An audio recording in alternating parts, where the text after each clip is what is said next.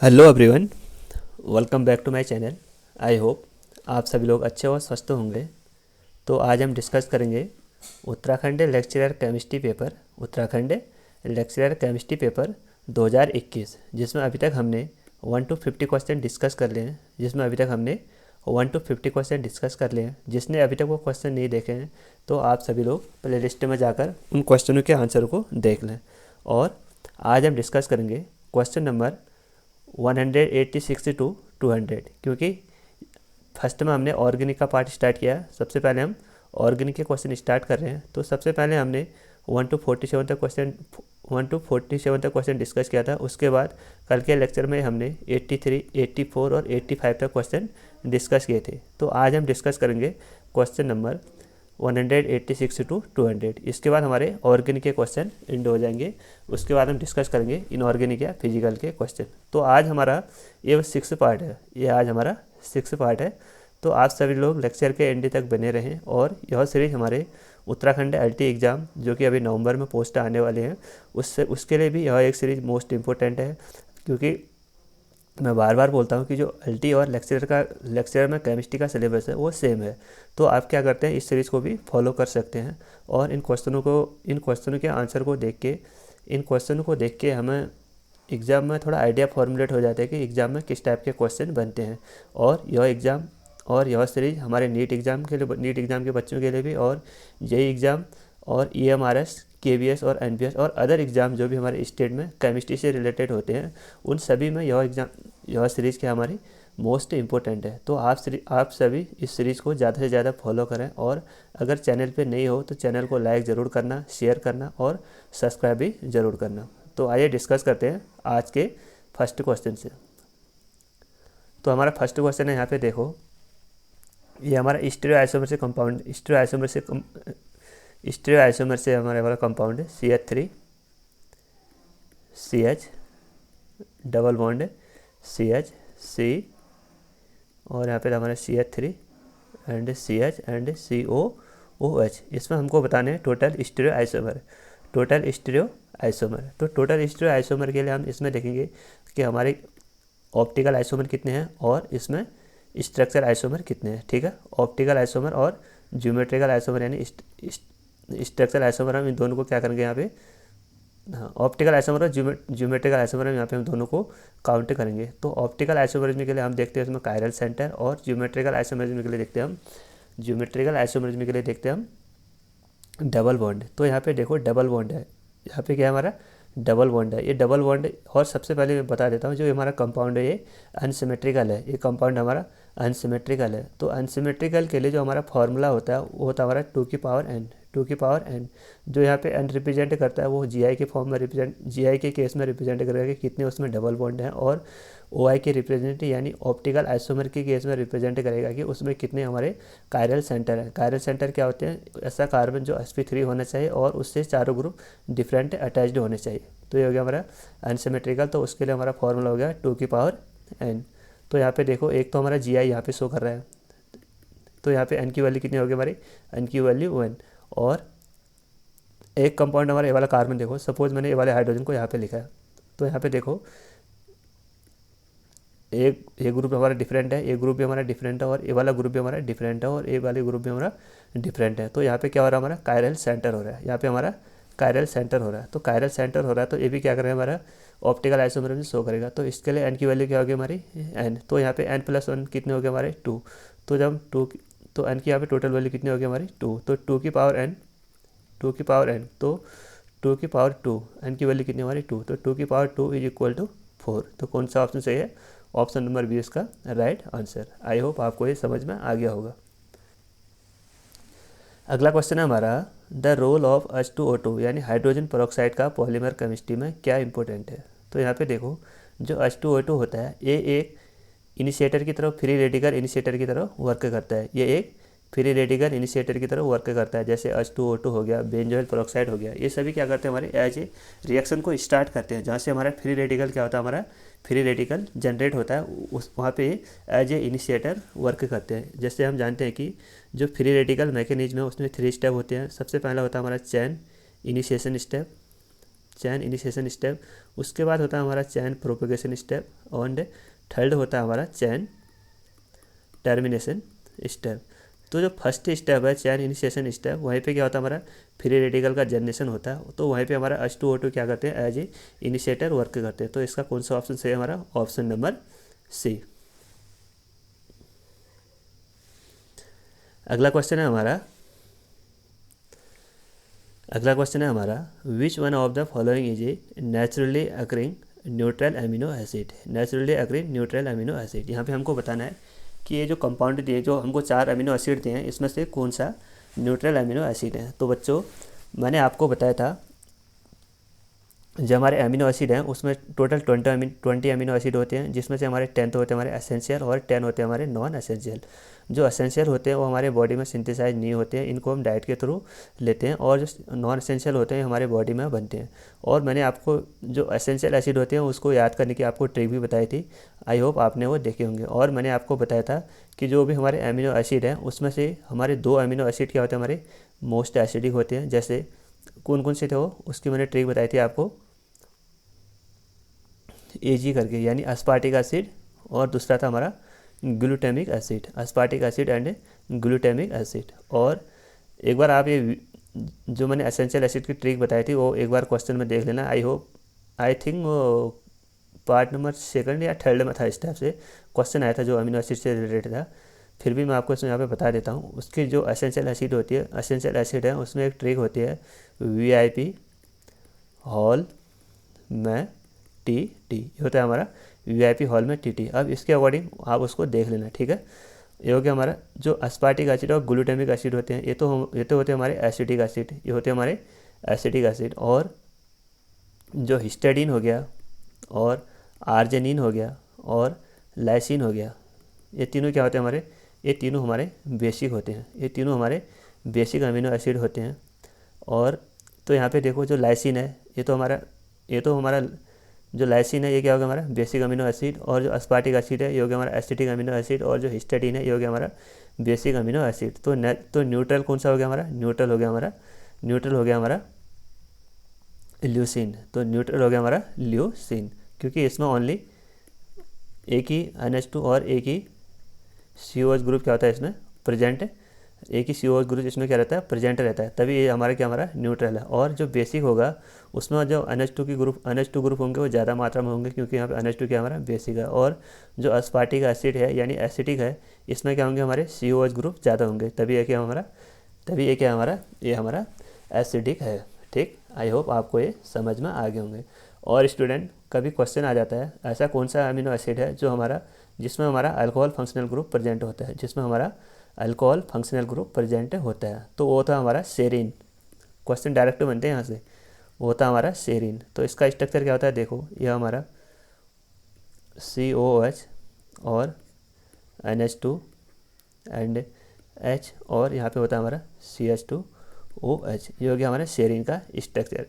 तो कौन सा अमीनो एसिड है जिसमें अल्कोहल ग्रुप प्रेजेंट होता है, वो होता है हमारा सेरीन। सेरीन में क्या होता है हमारा अल्कोहल ग्रुप प्रेजेंट होता है। आई होप आपको ये समझ में आ गया होगा। तो आइए अगला क्वेश्चन डिस्कस करते हैं। अगला क्वेश्चन है हमारा, ये क्वेश्चन मैंने बार बार करा दिया आपको, हमसे पूछ रहा है जो साइक्लोहेक्सेन है इसमें स्टेबिलिटी का ऑर्डर क्या रहता है। तो मैंने आपको बताया था कि जो सबसे मोस्ट स्टेबल होता है वो होता है हमारा चेयर फॉर्म, उसके बाद होता है हमारा उसके बाद ट्विस्ट बोर्ड, उसके बाद होता है हमारा बोर्ड फॉर्म, उसके बाद होता है हमारा हाफ चेयर फॉर्म। तो कौन सा ऑप्शन सही है इसका, ऑप्शन नंबर ए इसका क्या है राइट आंसर है। हर बार के एग्जाम में बनता है, आप क्या करें इसको नोट कर लीजिए अच्छे से। और अगला क्वेश्चन है हमारा, which of the following account for the aromaticity of the naphthenol. हमको यहाँ पे नेफ्थेनॉल के कुछ प्रॉपर्टी दिए हैं, हमको बताने की वो प्रॉपर्टी उसके सही है या गलत है। तो ये था हमारे नेफ्थेनॉल का स्ट्रक्चर, बेंजीन, इसके अल्टरनेट पोजीशन पे डबल बॉन्ड, और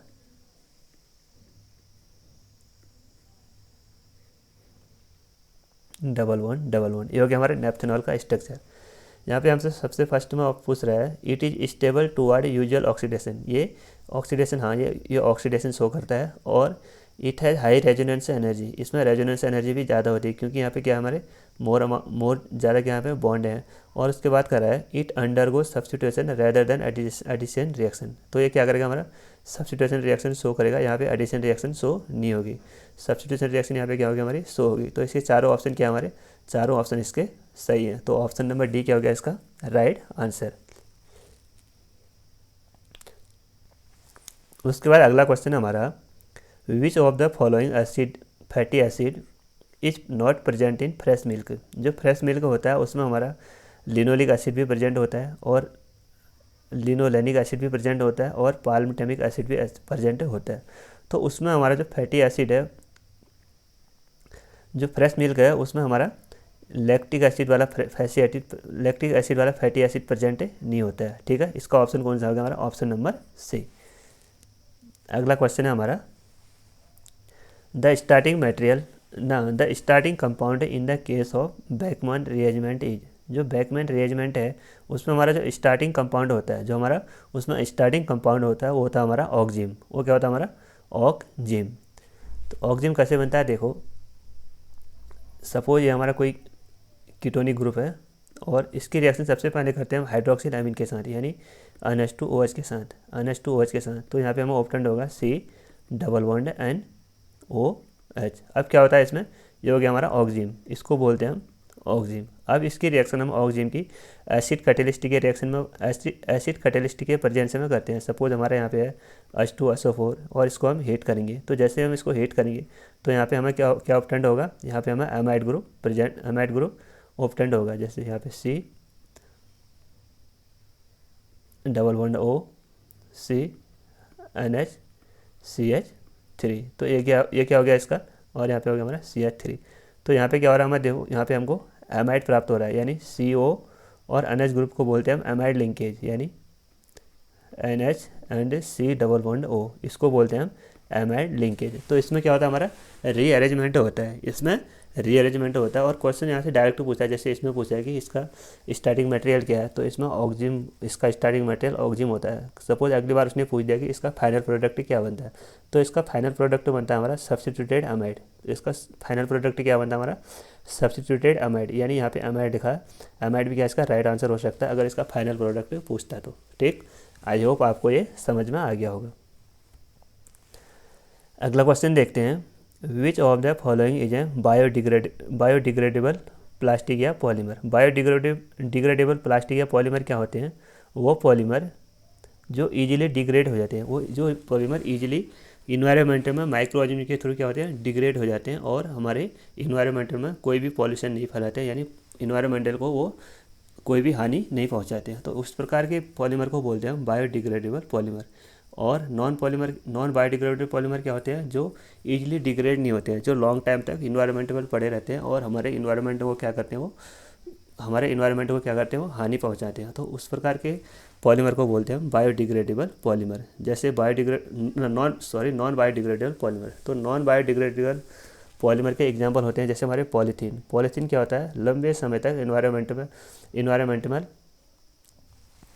पड़े रहता है, ठीक है। तो वो क्या करेगा, हमारा पॉल्यूशन ज़्यादा क्या करता है क्रिएट करता है।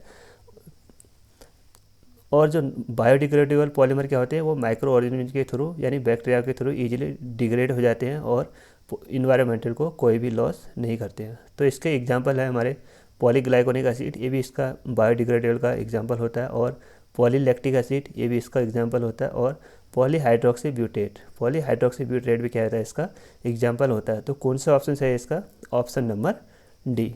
एक जो पॉलीहाइड्रोक्सी ब्यूटेट है एक हमारे एग्जांपल है इसमें PHVB करके यानी पॉलीहाइड्रोक्सी बीटा ब्यूट्रेट बीटा वोलेरेट, उसको बोलते हैं हम बायोडिग्रेडेबल पॉलीमर। इसके दो मोनोमर होते हैं जिसको बोलते हैं हम 3-हाइड्रोक्सी ब्यूटेनोइक एसिड और 3-हाइड्रोक्सी पेंटेनोइक एसिड, 3-हाइड्रोक्सी ब्यूटेनोइक एसिड और 3-हाइड्रोक्सी पेंटेनोइक एसिड। इसमें एक एग्जांपल और होता है जिसको बोलते हैं बायोडिग्रेडेबल पॉलीमर का एग्जांपल, वो होता है हमारा नायलॉन टू नायलॉन 6 भी क्या हमारा बायोडिग्रेडेबल पॉलीमर है। ये जो इसके मोनोमर होते हैं वो होते हैं हमारे, एक तो होता है हमारा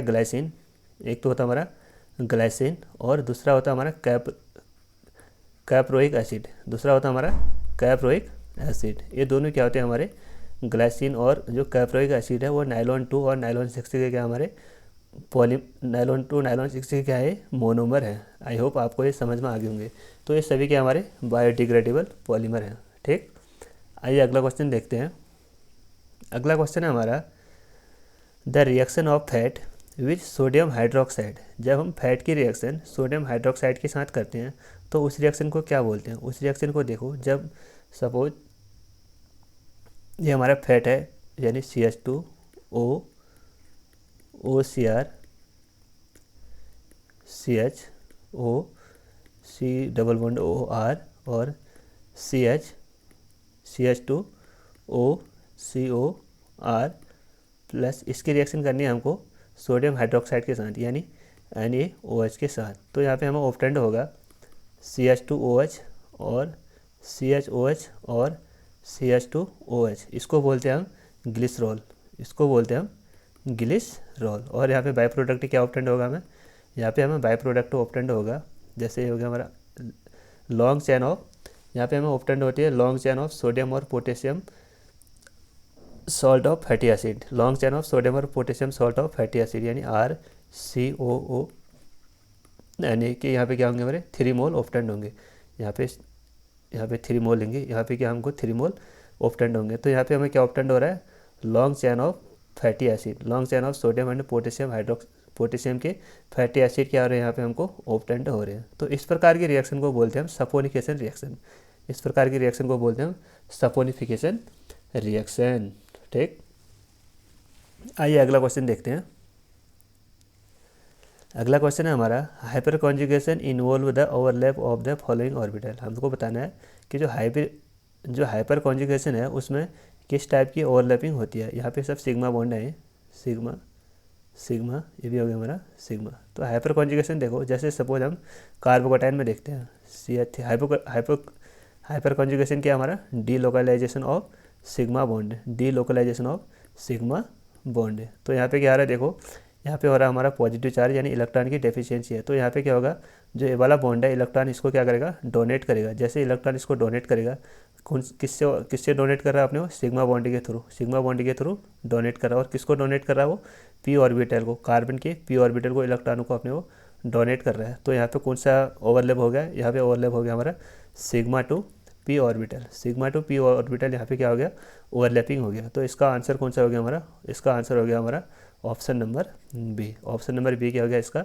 राइट आंसर। और जो हाइपर कॉन्जुगेशन है उसको बोलते हैं हम नो बॉन्ड रेजोनेंस, और बेथन नॉकर और नाथन बेकर भी इसको क्या बोलते हैं, इसका दूसरा नाम है। ठीक है, हाइपर कॉन्जुगेशन को बोलते हैं हम नो बॉन्ड रेजोनेंस। और इसमें कौन सा ओवरलैप हो रहा है हमारा, इसमें कार्बोकेटाइन में, इसमें हमारा कार्बोकेटाइन में ओवरलैप हो रहा है sigma two p orbital, sigma two p orbital.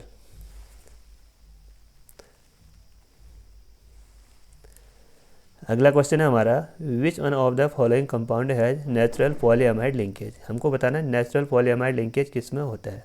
तो यहाँ पे देखो पॉलीअमाइड लिंकेज क्या होता है, पॉलीअमाइड लिंकेज होता है जहाँ पे C डबल बॉन्ड O और NH ग्रुप होता है, उसको बोलते हैं हम पॉलीअमाइड लिंकेज। बट यहाँ पे देखो जो नाइलॉन 6 है और नाइलॉन 66 है, ये दोनों क्या हमारे आर्टिफिशियल पॉलीअमाइड है, ये दोनों क्या हमारे आर्टिफिशियल पॉलीअमाइड लिंकेज होता है। इनमें क्या होता है आर्टिफिशियल पॉलीअमाइड लिंकेज। तो यहाँ पे हमारा कौन सा ऑप्शन सही होगा, जो नेचुरल वाला होगा। जो नेचुरल वाला होता है वो होता है हमारा एल्बुमिन, एल्बुमिन क्या है यहाँ पे इसका राइट आंसर है। इसमें नेचुरल पॉलीअमाइड लिंकेज होता है। और जो हमारे अदर एग्जांपल है नाइलॉन और नाइलॉन 6 ये दोनों क्या है मैन मेड है, तो इनको बोलते हैं सिंथेटिक पॉलीअमाइड लिंकेज या आर्टिफिशियल पॉलीअमाइड लिंकेज। अगला क्वेश्चन है हमारा,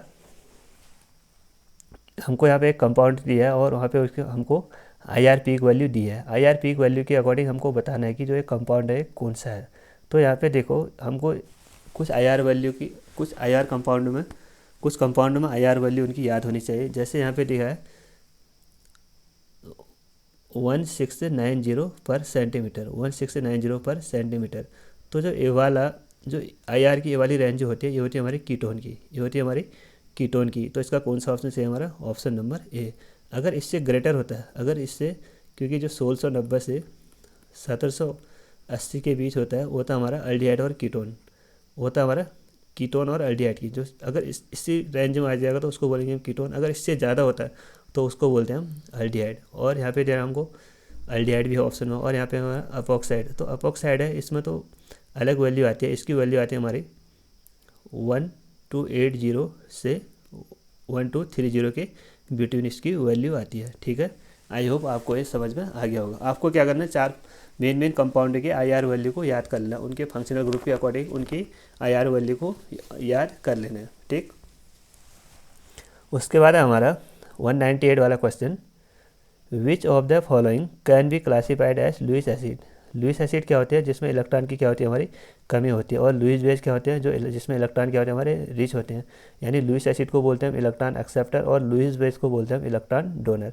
तो यहाँ पे देखो HF, यहाँ पे फ्लोरीन के पास क्या होंगे, हमारे लोन पेयर ऑफ इलेक्ट्रॉन होंगे, तो वो क्या करेगा, इलेक्ट्रॉनों को डोनेट करेगा, यानी ये as a Lewis base work कर रहा है। और H2O में ऑक्सीजन के पास क्या होता है, हमारे लोन पेयर ऑफ इलेक्ट्रॉन, तो ये इलेक्ट्रॉन को डोनेट करेगा, तो ये भी as a Lewis base work कर रहा है। और यहाँ पे मिथाइल, यहाँ पे हमारा एथाइल नाइट्रेट यानी CH3C ट्रिपल बॉन्ड N, तो ये क्या करेगा, तो ये क्या, जो CN है ये हमारा एम्बिडेंट न्यूक्लियोफाइल है, ये कार्बन से भी इलेक्ट्रॉन को डोनेट कर सकता है और नाइट्रोजन से भी इलेक्ट्रॉन को डोनेट कर सकता है, तो ये भी क्या हमारा as a Lewis base work करेगा। ठीक, तो तीनों क्या हमारे लुईस बेस है। तो ओनली लुईस एसिड कौन सा बचा हमारा, लुईस एसिड बचा हमारा silver ion plus. Silver ion plus यहाँ पे क्या हमारा लुईस एसिड है। ठीक है, लुईस एसिड है। आई होप आपको समझ में आ गया होगा। तो ऑप्शन नंबर A क्या है इसका राइट आंसर।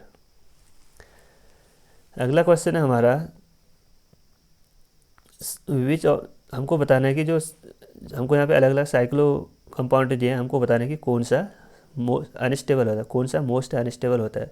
तो यहाँ पे देखो, जितने ज़्यादा हमारे कार्बन की संख्या बढ़ते जाती है, वो कंपाउंड की स्टेबिलिटी क्या होती है, हमारी इंक्रीज होते जाती है। तो यहाँ पे देखो, साइक्लोप्रोपेन में 3 कार्बन होंगे, ब्यूटेन में 4, पेंटेन में 5 और हेक्सेन में 6 है। तो सबसे लीस्ट स्टेबल कौन सा हुआ, सबसे लीस्ट स्टेबल यानी अनस्टेबल कौन सा हमारा साइक्लोप्रोपेन। तो इसका ऑप्शन नंबर क्या हमारा, ऑप्शन नंबर फर्स्ट क्या है इसका राइट आंसर। ठीक, आइए लास्ट क्वेश्चन देखते हैं आज का। For the electrophilic substitution reaction in benzene identify the group which is deactivating but ortho and para directive. हमको इसमें से बताना है कि जो चारों ग्रुप दिए हैं, इसमें से कौन सा group as a work deactivating करता है बट वो आर्थो और पैरा डायरेक्टिव में इलेक्ट्रॉन की डेंसिटी को इंक्रीज करता है। सपोज यहाँ पे देखो,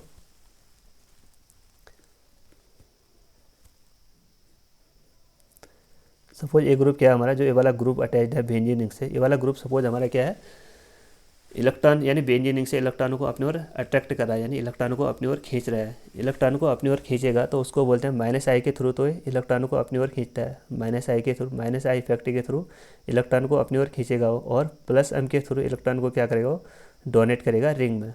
तो -I के थ्रू अगर इलेक्ट्रॉन को अपनी ओर खींचेगा तो रिंग को क्या करेगा, डीएक्टिवेट करेगा। अगर +M के थ्रू इलेक्ट्रॉनों को डोनेट करेगा तो कहाँ पे डोनेट करेगा, वो आर्थ और पैरा पोजीशन में इलेक्ट्रॉन की डेंसिटी को इंक्रीज करेगा। तो यहाँ पे देखो, जो कार्बोक्सिलिक एसिड, जो यहाँ पे कार्बोक्सिलिक एसिड है COH ग्रुप, ये डीएक्टिवेटिंग ग्रुप होता है, ये बेंजीन रिंग से इलेक्ट्रॉनों को अपनी ओर अट्रैक्ट करता है। और जो NO2 होता है ये भी डीएक्टिवेटिंग ग्रुप होता है, और जो एमाइड है ये भी क्या होता है हमारा डीएक्टिवेटिंग होता है। ये तीनों क्या होते हैं, हमारे डीएक्टिवेटिंग ग्रुप होते हैं और मेटा डायरेक्टिंग होते हैं।